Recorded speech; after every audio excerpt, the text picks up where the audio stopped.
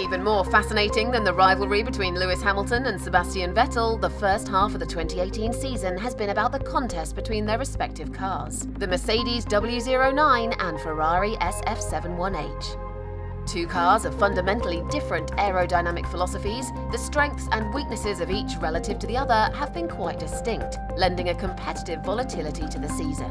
Beyond that, both teams have been developing their machines at an extraordinary rate that has seen one, then the other, leapfrog ahead in the competitive order. Here we take a detailed look at the recent developments of each. In Austria, Mercedes introduced paired-back side pods, manipulating the airflow to be faster as it travels down the body sides to the aerodynamically sensitive gap between rear wheel and diffuser.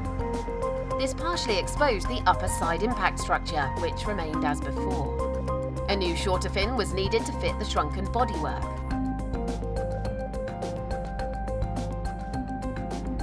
These changes were made together with a new mirror arrangement that further enhanced the airflow.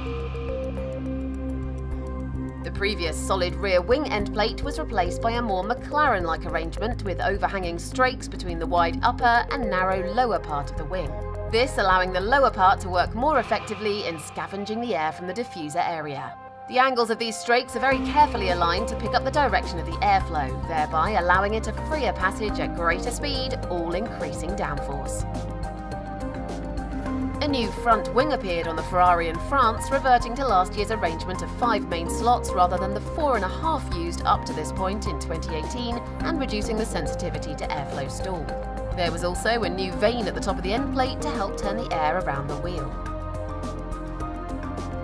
A new floor introduced in Canada featured a revised arrangement of mini vanes on the footplate area that better conditioned the airflow as it travelled towards the main barge boards. There were also changes to the W floor arrangement of slots that bleed off some of the overfloor airflow and redirect it to the underfloor. The double longitudinal slots up the outer edges of the floor, introduced in Barcelona, were replaced at Silverstone by a triple slot arrangement. This was to give a more robust seal to the floor by the creation of stronger vortices on the outer edges of the underfloor. This was made necessary by how much harder the front of the floor was being worked by the changes introduced in Canada. The downforce-inducing rear brake ducts were reworked at Silverstone, changing from a simple aerofoil profile with a couple of small slots to a triple element with slots running across the full width. The bodywork around the exhaust was made more contoured at Silverstone, coming down closer to the suspension in the middle but bulging out of the sides more. This area forms the outlet for the air travelling over the radiators. The bigger the outlet, the faster the air flows over the radiators, increasing the cooling effect. For Silverstone, the Baku rear wing was used, with open gills on the end plates. The straight-edged wing was used at conventional tracks, with the spoon-profiled one used for Montreal.